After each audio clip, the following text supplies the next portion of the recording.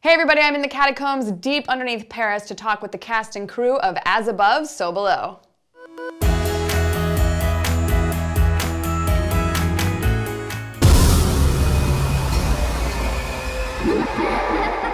Somebody there? What's happening to us? Dad?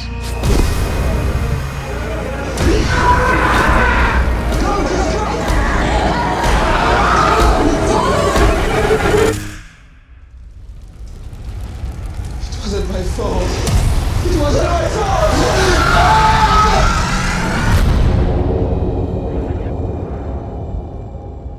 This isn't your first foray into found footage. There's a lot of Fs. Why do you keep coming back to this format? Well, it's so visceral, and it's a really exciting way to shoot. You know, you don't have to spend as much time, setting up lights for coverage, and it allows the actors to sort of function more like a theatrical production than a film production, and it keeps things very lively and very interesting. And yeah, even our non-found footage films, we've kind of shot in a similar way, where we, do a lot of long single takes and worry about editing later, but really allow the actors to be in a longer moment versus just one line here, one setup here. I spend.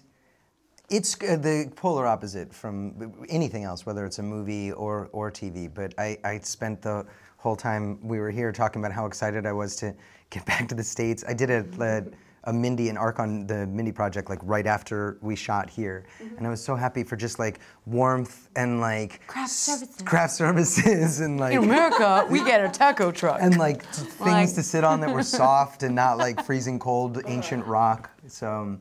But I don't know. I think if you don't do stuff like this, it stops being interesting and exciting. So I was really happy. This was very, very, very different from anything I've ever done, including any film. Maybe because I was comfortable. I'm used to wearing corsets and the like. This was great and very free and very much more almost like theatre because of the length of the scenes that we would shoot. Because of it being found footage, it was just continuous scenes, and they didn't always have to be the same. So it was very much, it was great. It was a lot more reacting and just playing it out naturally, and it's easier acting-wise, much easier because you're always in the moment.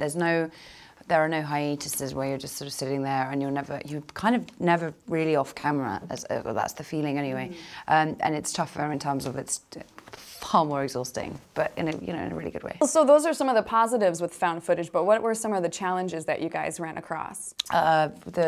Filming, having to learn how to light our co-stars with a head torch whilst acting. And wearing really heavy cameras. And wearing camera on the head and then sort of acting to drawn on eyeballs. Oh, so what? Yeah, like you'd be acting to right here. If I had the camera on my head, you'd have to look into my eyes up here. Oh, interesting. It was didn't happen all the time, but no, but only for the shots where you see us talking directly to somebody. Basically, because we had to wear a protective helmet which would hold on the camera, which was large.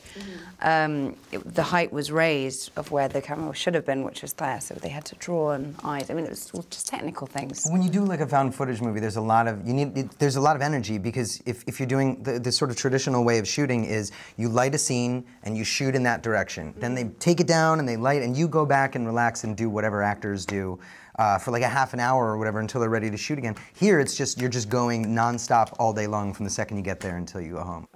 Space, obviously space was a real problem, and